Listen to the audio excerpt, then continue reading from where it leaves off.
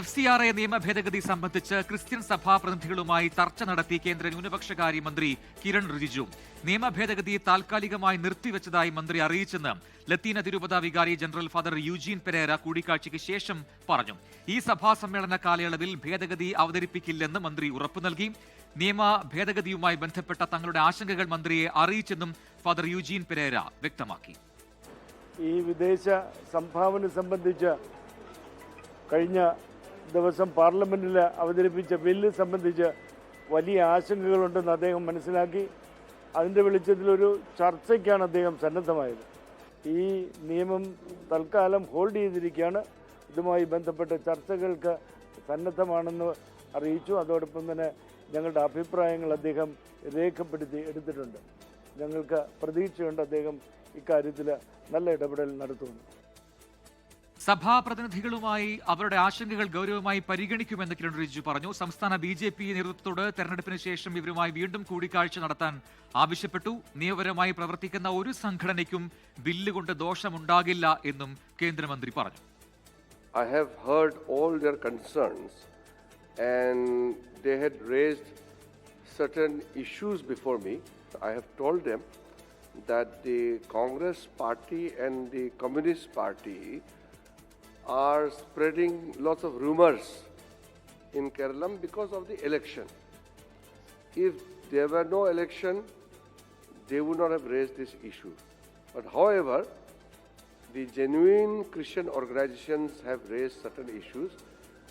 We have taken them into consideration, and right now the bill has been put on hold.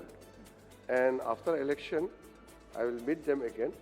And I have told our state unit, BJP President Rajiv Chandrasekhar ji and his team to come to Delhi and come in writing some of the points which they have raised. I have also noted down certain points.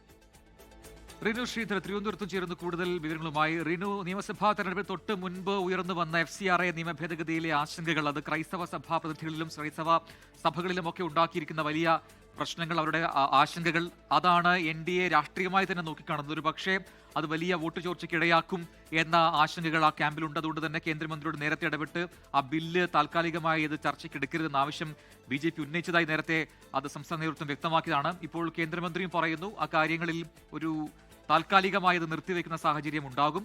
അതിന്റെ തുടർ നടപടികൾ പിന്നീട് ഇലക്ഷന് ശേഷം എന്ന് വളരെ കൃത്യമായി തന്നെ പറയുന്നു. തെരഞ്ഞെടുപ്പിന് ശേഷം സഭാപ്രതിനിധികളുമായി വീണ്ടും ചർച്ച നടത്തി തീരുമാനിക്കുമെന്നാണ് പറയുന്നത്. എന്തായാലും ആശങ്കകൾ കൃത്യമായി പരിഗണനയിൽ എടുത്തിട്ടുണ്ട് എന്നുകൂടി കേന്ദ്രമന്ത്രി പറയുന്നു.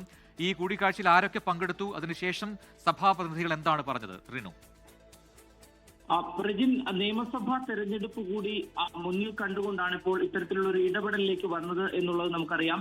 എന്തായാലും നിയമസഭാ തെരഞ്ഞെടുപ്പ് മുന്നിൽ നിൽക്കുന്ന സാഹചര്യത്തിൽ FCRA നിയമ ഭേദഗതി ബില്ലുമായി ബന്ധപ്പെട്ടുകൊണ്ട് രൂക്ഷമായിട്ടുള്ള വിമർശനമാണ് ഉയർന്നത്. തൽക്കാലം എന്തായാലും ഈ ബില്ല് അവതരിപ്പിക്കില്ല എന്നുള്ളതാണ്, ഈ സഭാ കാലയളവിൽ അവതരിപ്പിക്കില്ല എന്നുള്ളതാണ് ന്യൂനപക്ഷ വകുപ്പ് മന്ത്രി കൂടിയായിട്ടുള്ള കിരൺ റിജിജു അറിയിച്ചത്. FCRൽ ആശങ്ക നിലനിൽക്കുന്ന സാഹചര്യത്തിലാണ് ഇന്നിപ്പോൾ ന്യൂനപക്ഷ വിഭാഗങ്ങളുമായി, അതായത് ക്രൈസ്തവ വിഭാഗങ്ങൾ ഉൾപ്പെടെയുള്ള ന്യൂനപക്ഷ വിഭാഗങ്ങളുമായി കോഫി വിത്ത് കിരൺ റിജിജു എന്നൊരു പരിപാടി തിരുവനന്തപുരത്ത് സംഘടിപ്പിച്ചത്. അദ്ദേഹം നിയമസഭാ തെരഞ്ഞെടുപ്പിന്റെ പ്രചാരണാർത്ഥമാണ് തിരുവനന്തപുരത്ത് എത്തിയത്.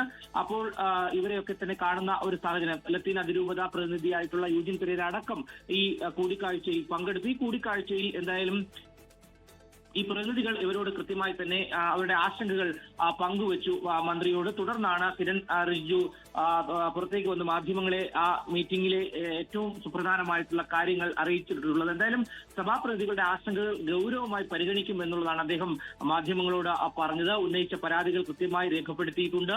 സംസ്ഥാന BJP നേതൃത്വത്തോട് ഇലക്ഷന് ശേഷം ഇവരുമായി വീണ്ടും ഒരു കൂടിക്കാഴ്ച നടത്തി. അതിനുശേഷം ദില്ലിയിലേക്ക് ഈ രേഖാമൂലം എഴുതി തയ്യാറാക്കി എത്തുവാൻ വേണ്ടി രാജീവ് ചന്ദ്രശേഖരനോട് ആവശ്യപ്പെട്ടു എന്നുള്ളൊരു കാര്യവും അദ്ദേഹം പങ്കുവയ്ക്കുന്നുണ്ട്. എന്തായാലും FCRA നിയമവുമായി ബന്ധപ്പെട്ടുകൊണ്ട് ഒരു തരത്തിലുള്ള ആശങ്കയ്ക്കും ഇടയില്ല എന്നുള്ളതാണ്. നിലവിൽ ഒരു തരത്തിലും ഈ ബില്ല് നിലവിൽ ഈ നിയമസഭാ കാലയളവിൽ ഈ പാർലമെന്റ് കാലയളവിൽ നടത്തില്ല, സഭാ കാലയളവിൽ നടത്തില്ല, അവതരിപ്പിക്കില്ല എന്നുള്ളൊരു ഉറപ്പ് ഇവർക്ക് എന്തായാലും നൽകിയിട്ടുണ്ട്.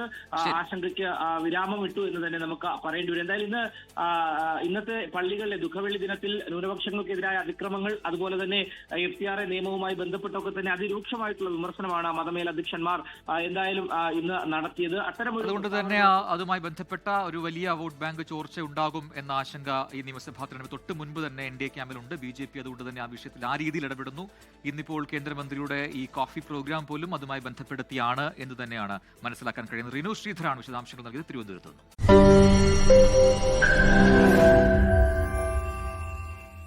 ലോകത്തെവിടെയായാലും ഏത് സമയത്തും 24 വാർത്തകളും ഓഗ്മെന്റഡ് റിയാലിറ്റി പാക്കേജുകളും എക്സ്പ്ലെയിനറുകളും വിശദമായി കാണാൻ ഞങ്ങളുടെ YouTube ചാനൽ നിങ്ങൾക്ക് സബ്സ്ക്രൈബ് ചെയ്യാം.